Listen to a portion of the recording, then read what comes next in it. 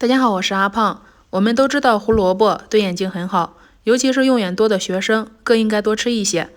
但是直接吃有点难以下咽，今天就变一变，把它做成主食，非常的美味。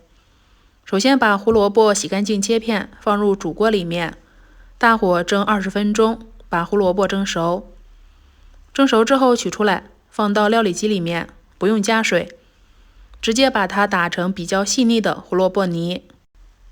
打好后直接放入面粉里，面粉与胡萝卜泥的比例是2:1，然后用筷子先搅拌成絮状，再揉面，把它揉成一个光滑的面团。揉好之后收圆，然后放在那里，先不要动，盖上盖子，先醒10分钟。10分钟后再取出来，先在案板上撒上干粉，放上面团，上面再撒上一层干粉。然后用擀面杖把它擀开，擀成厚度约3厘米的大饼就行了。然后用刀再把它切成像小拇指一样粗的条，撒上一层干粉，然后再把它搓成长条，再切成3厘米长的段，再撒上干粉防粘。再取出麻石板，像这样一个一个的在上面滚一下。如果没有这种麻石板，也可以用竹篦子或者是做寿司的竹帘子都行的。提前把水烧开，烧开后直接下进来，用筷子搅拌一下，防止粘连。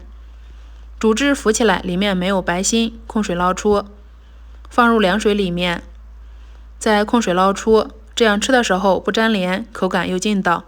先放一边控水。接下来准备半颗洋葱切成丝，半根青椒切丝，半颗包菜切丝。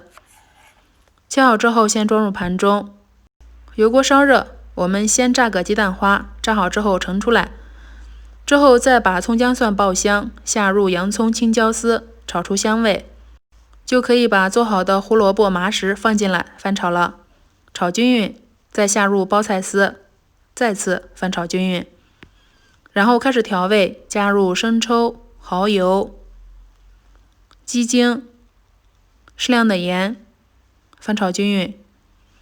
快出锅前再把炸好的鸡蛋花下进来，喜欢吃孜然粉又加入孜然粉进来，最后翻炒均匀就可以出锅啦。把胡萝卜这样大改造一下，做出来口感劲道爽滑有嚼头，可以炒着吃，也可以直接煮汤吃，都非常不错。隔三差五吃一次，做家常主食，多吃对眼睛好。喜欢的话就试试吧。哎呀，一不小心吃了2碗。